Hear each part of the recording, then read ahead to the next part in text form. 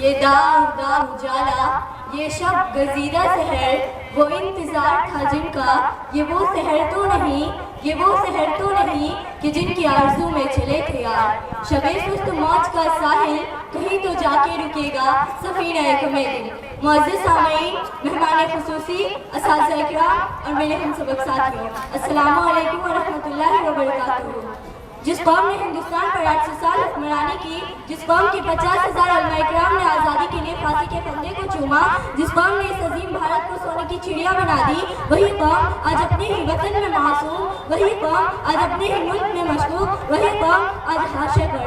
قائد ہند مولانا محمود مدنی نے کہا تھا، ہم ہندوستانی مسلمان یہی پیدا ہوئے اور اسی مٹی میں دفن ہوں گے۔ ہمارے کابرین نے کہا تھا، ہم ہندوستانی مسلمان بائی چانس نہیں، بائی چوائس انڈین ہیں۔ ہمارے کابرین نے کہا تھا، ہم ہندوستانی مسلمان یہی پیدا ہوئے اور اسی مٹی میں دفن ہوں گے۔ لیکن افسوس سر افسوس، ہمیں تقسیم وطن کے ہنگاموں نے مارا، ہم خاموش رہے۔ ہمیں بھاگلپور، میرٹھ، ممبئی، مظفر نگر تک چلایا، ہم خاموش رہے۔ ہم سے ریزرویشن کا حق چھینا، ہم خاموش رہے۔ ہمارے اسلاف کی تاریخ کو مسخ کیا، ہم خاموش رہے۔ ہمارے نوجوانوں پر دہشت گردی کا جھوٹا کلنک لگایا، ہم خاموش رہے۔ یقیناً ہم نشینوں، اس لیے ہم کہتے ہیں، آزادی آج بھی طلبگار ہے آزادی۔ اے اقتدار کے غلاموں، ہمیں آزادی دو جہالت سے، ہمیں آزادی دو غربت سے، ہمیں آزادی دو تعصب سے، ہمیں آزادی دو کرپشن سے۔ دوستوں اور ساتھیوں، یہ تاج محل، یہ لال قلعہ، یہ قطب مینار ہماری ہی عظمتیں رکھتا ہے۔ تحریک خلافت ہمارے، ریشمی رومال ہمارا،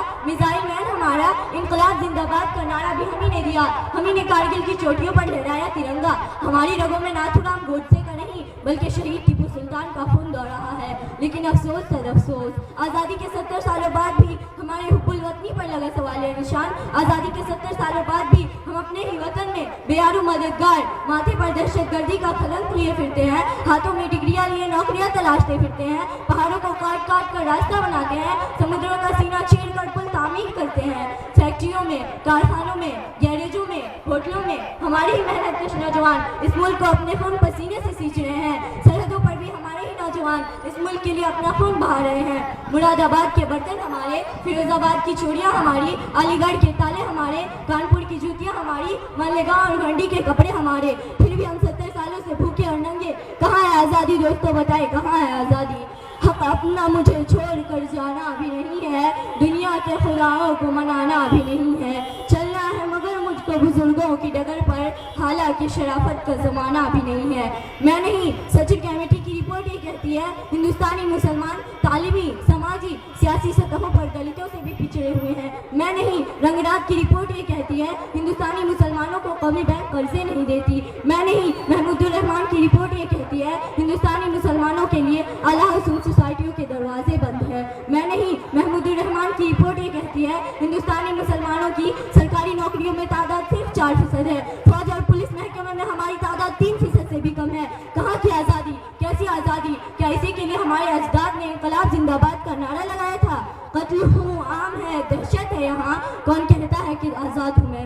جناب عالی، جب سے ایک چائے والے کے اچھے دن آئے ہیں، اس ملک کے 20 کروڑ مسلمانوں کا جینا دوبھر ہو گیا ہے۔ کبھی مسلم ریزرویشن پر ڈاکہ، کبھی اذان پر پابندی، کبھی حجاب پر پابندی، تو کبھی جامعات العلماء پر نشانہ، تو کبھی ٹیپو سلطان کے سالگرہ پر ہنگامہ، کبھی یوگا تو کبھی سورہ نمسکار کا تماشا، تو کبھی سوشل میڈیا پر القاعدہ داعش سے رابطے کا بہتان، تو کبھی جامعہ ملیہ علی گڑھ مسلم یونیورسٹی کے اقلیتی کردار پر حملہ۔